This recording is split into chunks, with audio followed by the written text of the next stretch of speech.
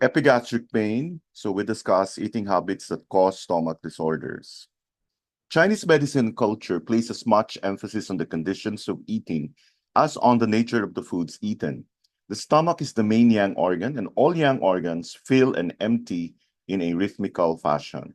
The simple questions in chapter 11 says, the six yang organs transform and digest and do not store. After food enters the mouth, the stomach is full and the intestines empty. When the food goes down, the intestines are full and the stomach empty.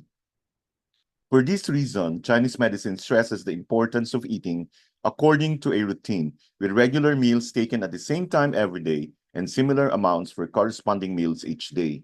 It also stresses the importance of eating a good, substantial breakfast and lunch and only a light evening meal.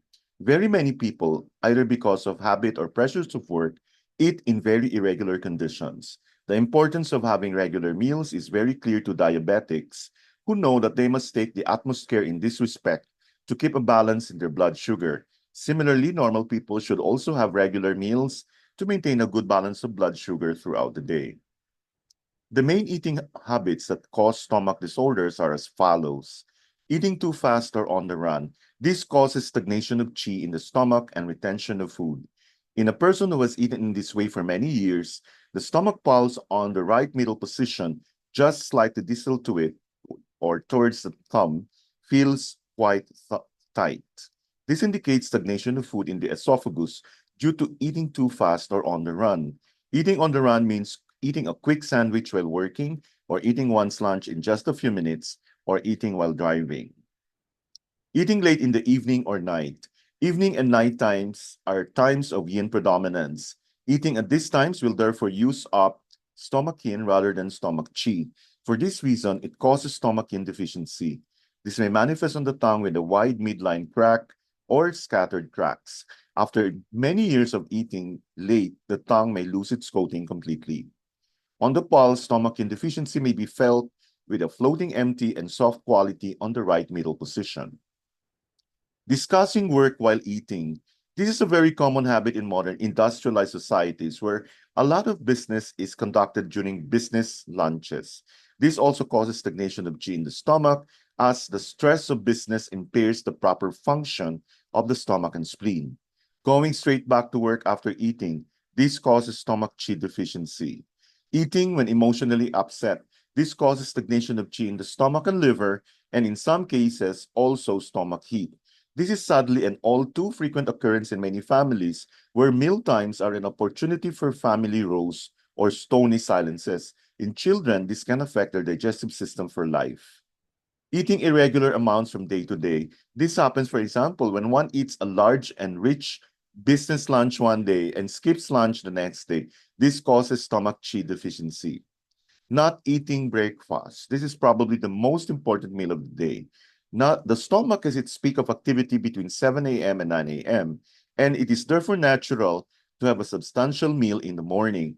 Breakfast also provides nourishment to sustain us throughout the day. Not eating breakfast causes stomach qi deficiency and also blood deficiency in women. Constant nibbling. This causes stagnation of qi in the stomach and retention of food because the stomach needs to be filled and emptied at regular intervals. Eating while reading or watching TV. This causes stagnation of qi in the stomach and retention of food because reading diverts qi away from the stomach to the eyes. It is also often a cause of headaches on the forehead. A sudden change in dietary habits. This happens, for example, when a teenager moves from home to college or when work circumstances change, forcing a change in dietary habits. These sudden changes are very frequent causes of stomach disorders and epigastric pain. Fasting may be beneficial in those who have an excess and heat condition of the stomach, manifested with a full and slippery pulse and a thick yellow tongue coating. In most other cases, complete fasting on water or juices can weaken the stomach and spleen and lead to stomach qi deficiency. In particular, those who already suffer from stomach and spleen qi deficiency should not use fasting as a method of self-treatment. Eating too much at weekends. In most countries, people tend to eat more at weekends because they have more time to cook and relax. From the Chinese point of view, this is not beneficial as it is actually appropriate to eat more during the week when one is active and needs the fuel provided by food, and less at weekends when one is usually less active. The following case history, although not related to epigastric pain, is a good example of irregular eating.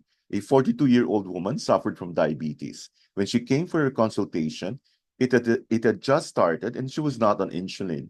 She was keen to avoid starting insulin. The diagnosis of stomach and spleen yin deficiency was made and was given Chinese herbs. Normally, if treatment is given straight away after the onset of diabetes and before insulin is started, this disease can be controlled completely.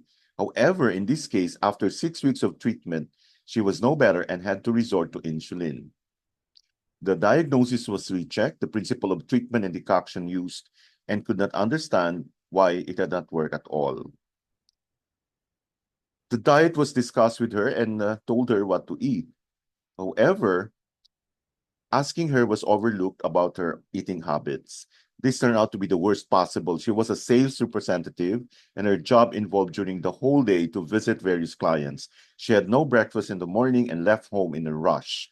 She did not have a proper lunch because she had no time for it, and this often consisted of a sandwich, which she ate while driving and under great stress.